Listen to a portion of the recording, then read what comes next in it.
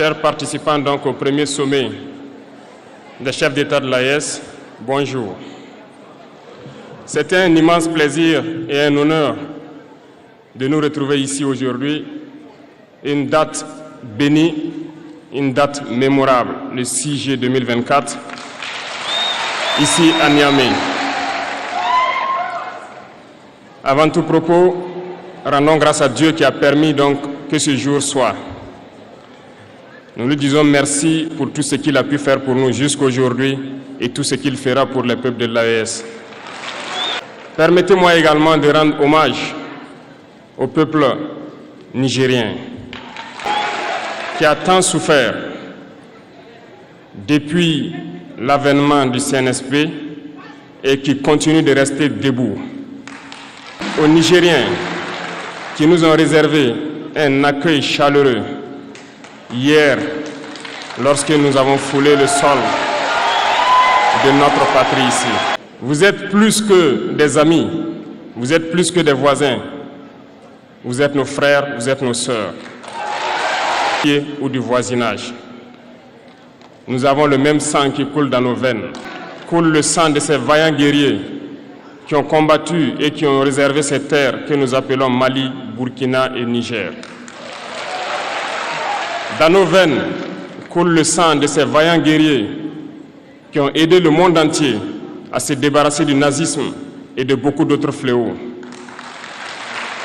Dans nos veines coule le sang de ces vaillants guerriers qui ont été déportés d'Afrique vers l'Europe, l'Amérique, l'Asie ou je ne sais encore, et qui ont contribué à construire ces États pendant l'esclavage. Dans nos veines coule le sang d'hommes dignes, d'hommes robustes, d'hommes debout. Et pour cela, soyons-en fiers et soyez remerciés d'être ressortissants de l'AES. L'Afrique, ce continent qui a tant souffert et qui continue de souffrir du fait des impérialistes. Ces impérialistes n'ont qu'un seul cliché en tête. L'Afrique est l'empire des esclaves. C'est comme ça qu'ils voient l'Afrique. Pour eux, les Africains les appartiennent. Nos terres les appartiennent. Nos sous-sols les appartiennent. Ils n'ont jamais pu changer de logiciel jusqu'à aujourd'hui. C'est déplorable. C'est malheureusement depuis donc ces années 60 où ces simulacres d'indépendance ont été donnés à l'Afrique. Ils n'ont juste fait que placer des valets locaux à la tête, selon eux, de leur sous-préfecture pour pouvoir continuer à les alimenter.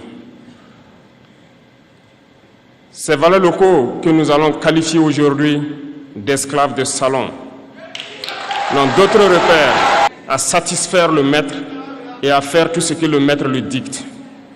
Ils volent, ils pillent nos États, amènent tout chez le maître et leur richesse est conservée chez le maître. Ils font tout pour vivre comme le maître et toujours le satisfaire. Lorsque le maître commande, ils exécutent. Savez-vous qui sont ces esclaves de salon? Eh bien, nous allons vous expliquer ce que c'est. Ce sont des individus qui n'ont aucune dignité, qui n'ont aucune morale, qui n'ont aucune personnalité. Mais le maître esclave a toujours su identifier ces individus. Ils sont toujours prêts à trahir leurs frères pour satisfaire le maître. Trahis depuis l'indépendance et d'autres continuent jusqu'à aujourd'hui à nous trahir au profit de leur maître. Les individus continuent toujours, contre vents et marées, à piller l'Afrique, à aider le maître à piller l'Afrique. Ils se plaisent à le dire chaque année dans leurs sondages économiques. Le Burkina est le pays le plus pauvre, le Mali est le pays le plus pauvre, le Niger est le pays le plus pauvre. Nous sommes classés parmi les derniers.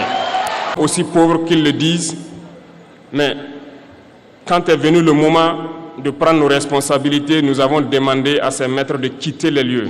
Pourquoi ne veulent-ils pas partir? Selon le cas du Niger, depuis plus de 40 ans, certains pays exploitent l'uranium pour produire de l'énergie chez eux.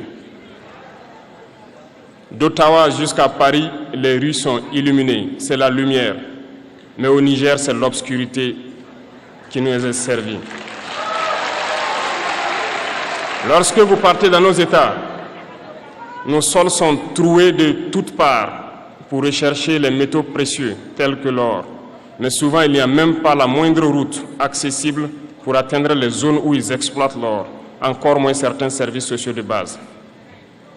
Voilà pourquoi nous avons décidé de nous révolter et de prendre le destin de nos pays en main. Il y a bien d'autres exemples, mais lorsque nous avons décidé ainsi, eh bien, nous avons été approchés par certains esclaves de salon pour nous passer le message de leur maître.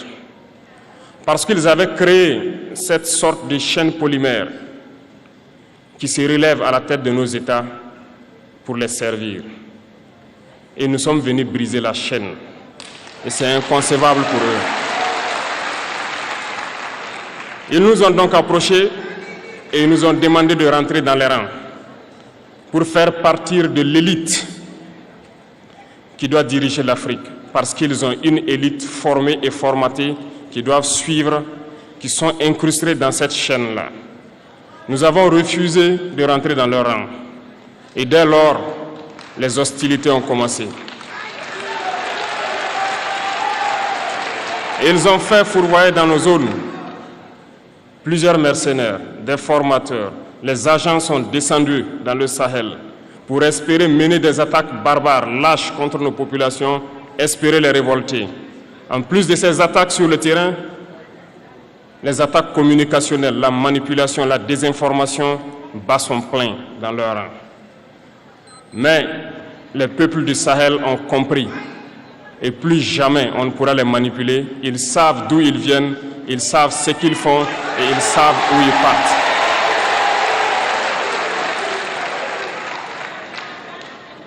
Nous n'allons plus permettre cela. Les gens sont éveillés et les gens se battent aujourd'hui, pas pour nous-mêmes, mais pour les générations à venir. Et merci à tous pour le combat qui est livré. Cela ne nous fait jamais pleurer. Nous n'allons pas trembler. Nous allons affronter. Nous allons nous battre pour l'indépendance réelle, pour notre liberté.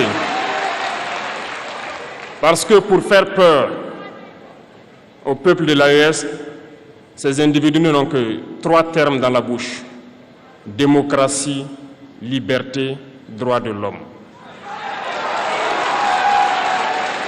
Bien sûr, leurs valets locaux ne sont élus que dans un processus démocratique, libre et transparent selon eux leurs valeurs. Quoi de plus normal qu'on veuille nous imposer cela, parce que c'est eux qui édictent les règles. Très bien, nous avons décidé de nous assumer. Voilà pourquoi un 26 juillet 2023, lorsque le Niger a décidé de tourner la page, les esclaves de salon et leurs maîtres sont montés sur les grands chevaux. Ils ont mis leurs valets locaux en avant et ont décidé de mener une guerre contre le peuple nigérien. Nous avons donc dit, quiconque osera s'en prendre au Niger nous aura en face, parce que nous mènerons une guerre sans merci jusqu'à la dernière goutte de sang pour quiconque osera s'attaquer à nos États. Cette parole, cette décision que nous avons eue hier est d'actualité aujourd'hui et sera d'actualité demain et pour toujours. Ainsi naquit l'AES le 16 septembre 2023 dans une architecture de défense mutuelle.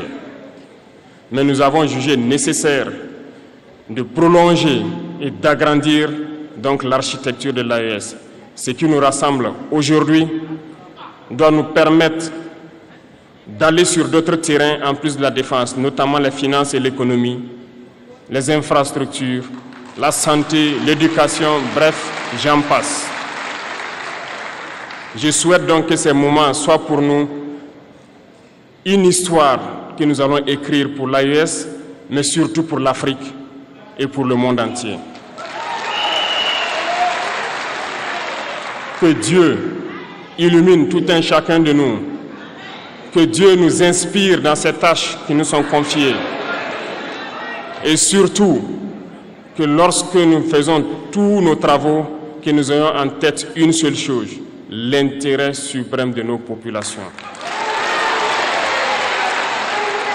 Sur ce, nous prions encore une fois de plus, bon Dieu, qu'il nous accompagne tous dans nos différentes tâches, qu'il protège nos combattants, qui, grâce à eux, nous permettent d'être assis ici et d'échanger autour de l'avenir de nos États.